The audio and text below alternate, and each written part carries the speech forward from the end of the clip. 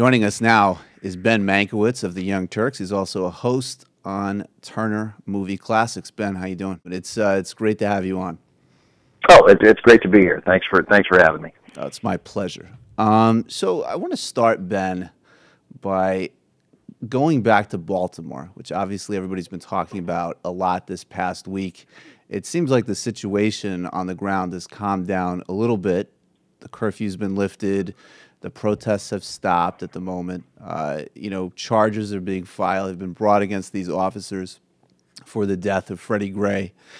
But the bigger questions obviously remain. The bigger questions involve poverty, they involve race and all of the policy questions, but they also involve how Baltimore was covered. I saw a young woman last week confront a reporter from the national media saying, you're only here when something breaks out. And the point was like, this is sort of like a slow motion crisis we're facing every day.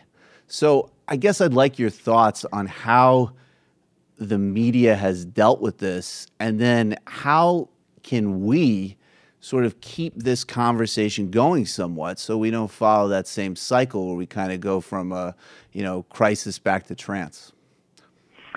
Well, I think most critically, all of us, you and me and literally thousands of other people who talk about these issues, have got to stop talking about the national media when what we mean are cable television news.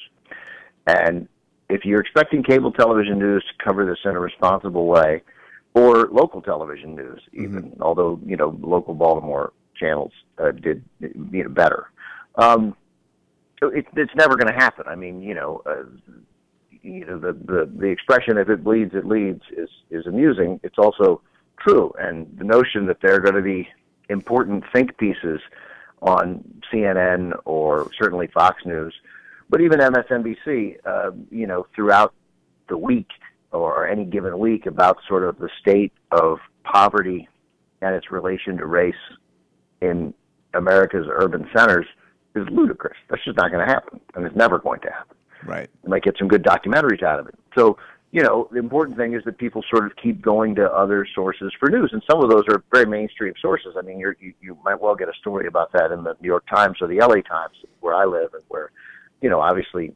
the same kind of situation could break out, although the police of Los Angeles have done a much better job in recent years. But clearly that same sort of a Baltimore scenario could happen here or in any major city, or in a small town like Ferguson, or a suburb like Ferguson. So when we say the media, what we're saying is we're holding Fox News and CNN and MSNBC to a standard which they're not even going to try to meet. So it's not going to happen. And whereas the New York Times and a lot of major newspapers are doing a fairly credible job, and shows like yours, and then the Young Turks sort of are more likely to at least talk about these issues on a regular basis. I don't know what we do. News responds to action, and when that action is scary, or can be made scary to people, like, look at this, angry black people, and there's a fire. Man, that's going to work, and that's what we're going to see. So the reaction that those people have in Baltimore that you're talking about, they're correct. That is when they show up. That's right. But I don't think that is ever going to change, not in this environment that we live in. Right. So, I mean, is that a question you think of just the format of cable news as much as anything else? There's only so much they can do, just sort of given the nature of what they do. And I guess as an addendum to that, I mean, I think you're basically right. You're probably there's a very, very, very low bar when it comes to cable news, and we should only expect so much. And then at the same time, it obviously plays a pretty strong role in how these stories are formulated and disseminated, although obviously that's changing. So what's the balance then in terms of, we've already established we can only expect so much, which is very little. And then how useful is it to sort of, spending a lot of time dissecting it versus just building the alternative models and supporting the existing models like the New York Times, LA Times, that do more credible and good reporting on this stuff? I don't know. I mean, it's literally what we think about constantly at the Young Turks. I mean, we don't need 24-hour cable news. I mean, there isn't 24 hours worth of news to cover in the manner that they think it should be covered. I mean, you look at some other countries that do it incredibly soberly. I mean, I guess you could do that, but there would be a tremendous amount of repetition because the lead story at 4 o'clock is probably the same lead story many days as at 11 o'clock. But instead what we have is sort of, chasing something that is dramatic. And when there's something only kind of dramatic, and frequently kind of dramatic but very unimportant in a big picture, it will still get treated as if the president's being impeached. They don't know how to. No one on cable news says, well, I'm out here in Tulsa, Oklahoma, but frankly, I don't think it's that big a deal. That would be great. I would watch that channel almost every day. That sounds like a new concept right there. I would. The so significant, relatively relaxed breaking news network. I like it. So that's right. This is not really breaking. It happened some time ago. You probably haven't heard about it, but here's the deal. And keep in mind, it doesn't really matter how this is sort of like an episode of Cops, but we're here because it's entertaining too. Right. Jack Germond was a columnist for the Baltimore Sun, political columnist, wrote a column for a long time with Jules Wickover, and he was one of the first pundits on the McLaughlin Group back, in the days before cable news was just a bunch of talking heads. In fact, the McLaughlin Group probably predated certainly Fox News and MSNBC. And John McLaughlin would go around the room and ask the pundits to make predictions, and so for the 1980 election or whatever, he'd go to Jack Germond, Jack Germond, who's going to be the Democratic, is Jimmy Carter going to get challenged or whatever it was, and Germond would say, I don't know. It's 10 months from now. Can't say. and it was just, I loved him for that, and I was 12, and I still love. It's great to hear somebody say, I don't know. And the other thing that's never happened on cable news, which we talk about a lot on the Young Turks, is literally conversations never happened. Is that two talking heads are going at it. One of them makes a point, and the second one says, "Wow, Larry, I never thought about it that way. Thanks." Interesting, right? That conversation never happened. Yet, literally, it's supposed to be a discussion of ideas. I mean, at some point, when you're talking to a friend, and they say, and you say, I want to eat at Houston's for lunch, and the other guy goes, I want to eat at P.F. Chang's. The guy will go, yeah, P.F. Chang's is a good idea. Let's go there. But no, you got to hold the line on something like that. But maybe that's not. I'm just playing. You got P.F. Chang's all the way. Actually, no, P.F. Chang's is terrible, man.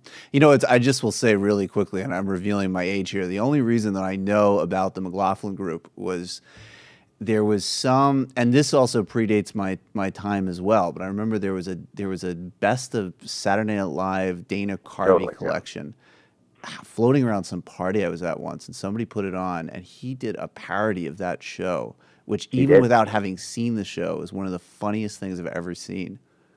Yeah, they would long, they gave everybody these crazy long nicknames. Carvey did. I almost remember the Saturday Night Live McLaughlin spoofs better.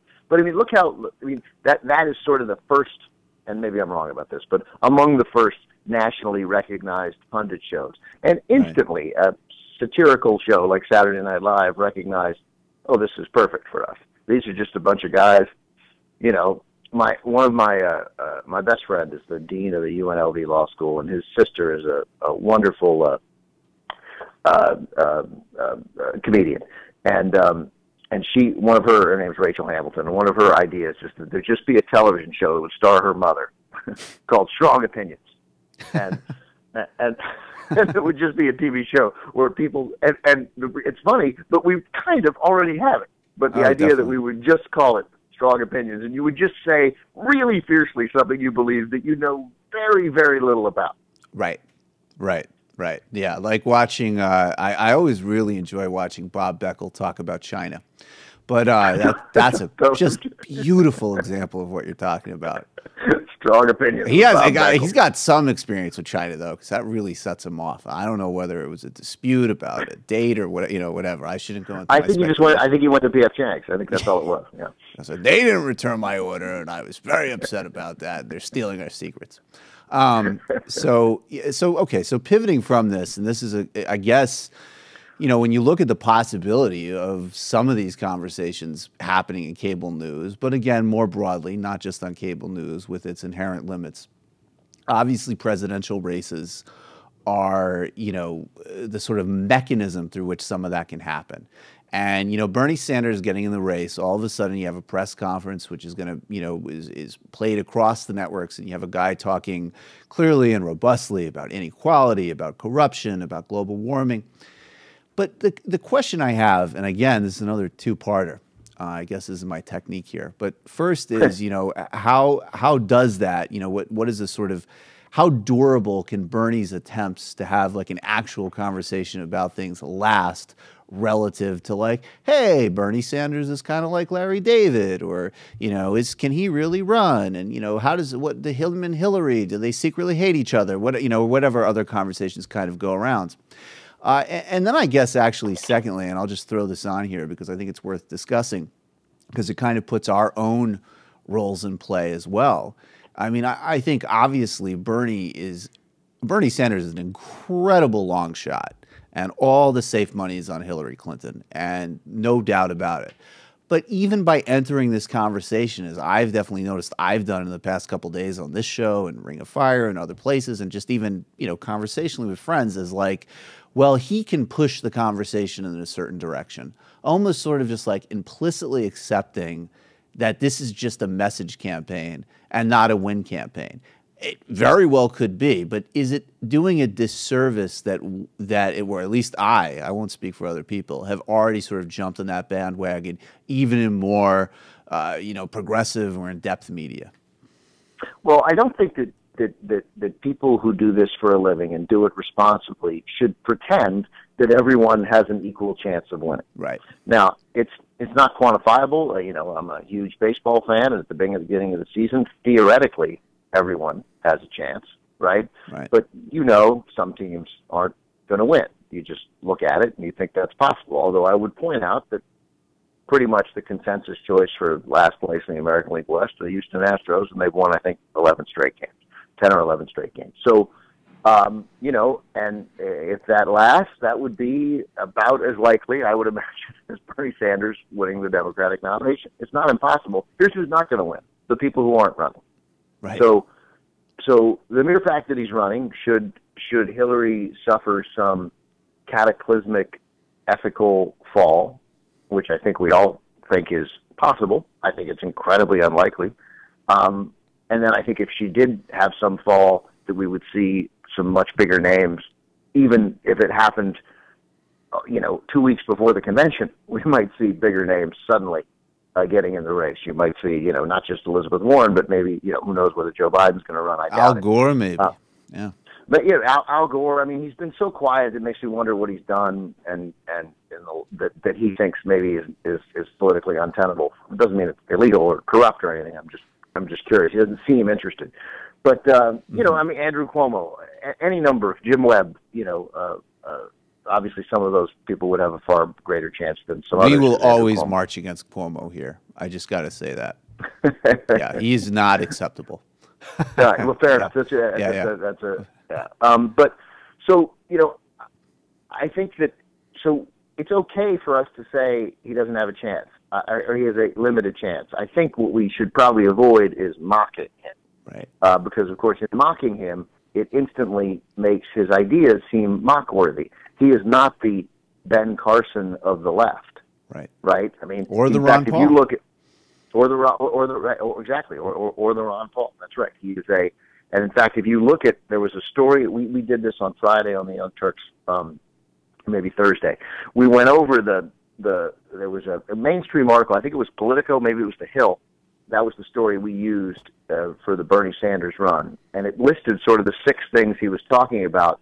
And it said things that appeal to the far left. And it talked about discussions of economic inequality, tax fairness. Of course, I've blanked out on some of these now. They were campaign finance, maybe money out of politics, that type of thing. Campaign finance reform, which of course is championed by John McCain. Right. And three other things which weren't even vaguely controversial, or which are things that the majority of the country, without question, believe in. Right. But because he's Bernie Sanders and he's a Democratic Socialist, the idea now is that these are only far left issues. And that's what we have to change. That's the mistake. The mistake is not saying that Bernie Sanders is unlikely to win, just the same way that it was unlikely that anybody was going to beat George Bush in 2000 with the enormous amount of money that he had coming his way, that huge fundraising advantage, and the establishment was with him. The Democratic establishment, which is far less formidable than the Republican establishment, is obviously with Hillary Clinton. There is the sense that it is her time. There is, even though she's a Clinton and not a young woman, because she's a woman, has the sort of potential to energize people because, like Obama, it is something new. But right. So I agree with you, Ben. But that said, his ideas are important, and his ideas, I want to keep pointing out that if this were 1984, would just be, and certainly 1972. I mean, those things in 1972 are far, far, far less to the left than George McGovern. Right. So there would have been, well, I mean, there obviously had already been a Watergate, but I mean, and if George McGovern had been elected president, we would have had a completely different era in America in the 1970s, and we would never have impeached a president.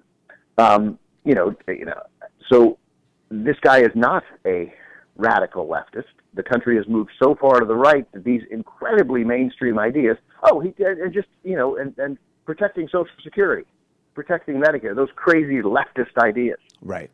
Right. Overwhelmingly popular government programs, in fact. I mean, nothing could be more mainstream than that. And I think this is a really, really important point. I just want to add to that just as we kind of talk about this false equivalency that kind of clusters around, both sides do it, the sort of, well, this person accepts the science of global warming, this person doesn't, they both have a perspective, blah, blah, blah. There's also this weird sort of narrative that's building around, these kind of doing the same things with this supposed extreme. So it's like, well, Bernie's on the far left because he thinks that, a billionaire should actually pay a proper tax rate, and we need to do something about poverty. And he supports Social Security. Again, totally sane, sensible, rational things that most people support. Real quick, yeah. One of these things, by the way, was investment in infrastructure. Yeah, right, which Obama even talks about regularly. Right. Right. And then on the other hand, and he's on the far left, and then you have, Ted Cruz and Rand Paul and frankly, I would say really all of the Republicans at this point, obviously, but those are kind of stand-ins. Yeah. They believe that maybe the government is trying to take over Texas in a secret military coup, and Obama's going to activate Shia shock troops to implement a Nation of Islam administered Sharia regime. Right, well, I shouldn't have even said that. I think that's a new one. It will be spreading soon. That this insane notion that, like, well, those represent the extremes. And then in the center, you just have different people quibbling on Morning Joe about how best to make retirees and poor people suffer. That's right. And that is an argument, and that we can do something about. We're not going to get big issues covered like how to fight poverty, and local news is not going to do that. But we have already made a big difference in the last, and that's as broad a we as there can be. I mean, online, led in many ways, in my opinion, sort of first by the breaking through the Huffington Post and Keith Olbermann, making it sort of a recognition that there is an alternative to that narrative. And, and now we have other than the viewers of Fox, at least first of all, let me forget Fox for a second. When's the last time you heard someone in an important position talk about what the Drudge Report covered? I had no memory of that. Recently, in 2004, that, as Mark Halperin wrote in his book, Mark Halperin, who's inexplicably treated as this sort of, independent sage, would go to the Drudge Report to see what Washington was talking about. I mean, the Drudge Report is a crazy, crack, far-right, loony website. Right. And we beat that, right? We stopped that. And now there's a recognition that Fox News and Rush Limbaugh, they have their viewers and they have their listeners, and they're going to make money, and people, and those viewers and listeners will always be there. But they've been marginalized because we've talked about and we've exploited those crazy clips, and regular Americans have thought, well, okay, that's crazy. Right. That Sean Hannity sounds crazy. So we've had some success. So in regards to sort of making it clear that Bernie Sanders isn't a crackpot, I think that's an argument that if shows like the one we're on now, and if shows like mine and Jenks, and all these sort of significant online left-wing presence keep talking about that, at least the sort of mainstream media may stop talking about him as if it's just another Lyndon LaRouche. I wish socialist weren't in his title, because it makes it harder. I admire him for it, but I wish it weren't in his title, because it does make it harder. You know, it kind of reminds me. Again, this is before my time, but like you know, that nickname that your current governor and former governor Jerry Brown, that Governor Moonbeam, and I remember looking at it. It's like he got that name from advocating policies in the '70s that, again, advances in technology, alternative and sustainable energy, that are both absolutely right and just forward-looking. You know, and that was enough to sort of turn him into a caricature. I can't believe I'm saying this. I wish Jerry Brown would run for president.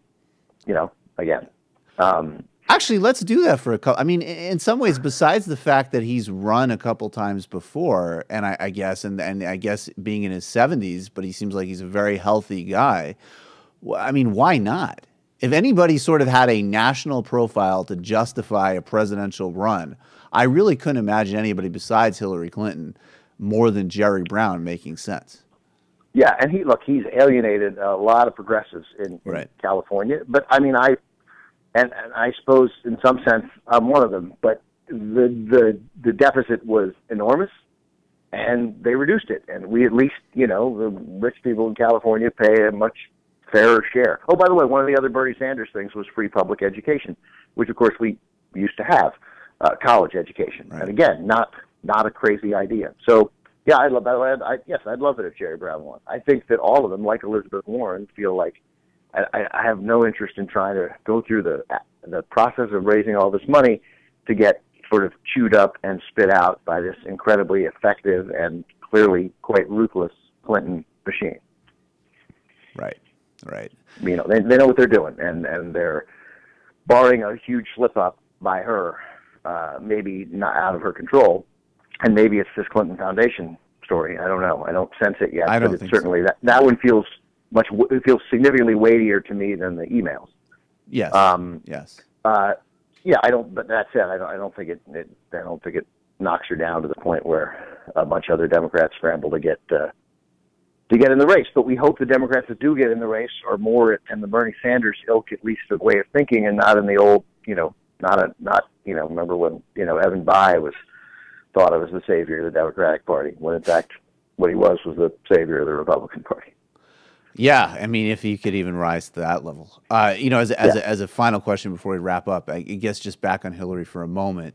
Don't you think that in some ways, though, that because she has been such a point of focus for the right-wing media and conspiracy theories and you know, and misogyny and everything else, that in some ways it's kind of like baked into the cake with her? Like, even if something was maybe a more legitimate or valid question, that all of these stories exist in a context of everybody kind of knowing, like in the same way you said earlier, yeah, Fox News, Rush Limbaugh, everybody's sure they're going to try to destroy her. And yeah, maybe her and her husband play a little fast and loose sometimes, but then again, doesn't pretty much everybody in politics besides Bernie Sanders, you know, and so what? Who cares? I like her. Yes, I agree, and I don't even think you have to like her. You have to hate them. Right. And that works for me. I don't like Hillary. I mean, the degree of disappointment that I have that she was the most important Democrat in the country for a long time and could have made a difference about the seminal issue of the last 20 years, the war in Iraq. Definitely. And just didn't. She just chose not to. I mean, if she'd had a press conference, it would have been covered by everyone in the media every single day. But she didn't do it. No, she made it worse. She voted. She made it worse. She made things worse. I mean, the abdication of leadership there is staggering at an important moment. I don't think it makes you the worst person in the world, but I would say it disqualifies you to be the leader of this country. But that said, her enemies are so loathsome that I'll end up defending her. I know it. I know me, and I know that I am not exceptional, and that others will feel the same way. I judge you by the evility, to make up a word, of your enemies, and her enemies are pretty evil. So not like Batman villain evil, but well, some of them are. So some of them are. So so I think you're right in a sense that that the more stuff that stuff comes out about it, there could be a tendency to think, oh well, this is the work of Roger Ailes. So I'm going to ignore this, and I'm going to defend her. First woman president, beat the Republicans. This will be our mantra for the whole general election cycle. Yeah, and don't forget how popular her husband was. That matters a lot too. So. I really, really appreciate your time, Ben Mankiewicz. My pleasure. It was a lot of fun. Thanks. Thanks a lot, man. Ben Mankiewicz of the Young Turks and Turner Movie Classics, which I got to check out. And we didn't even get a chance to talk about the fight, but we're out of time. Thanks a lot, Ben. All right. Thanks. Bye-bye.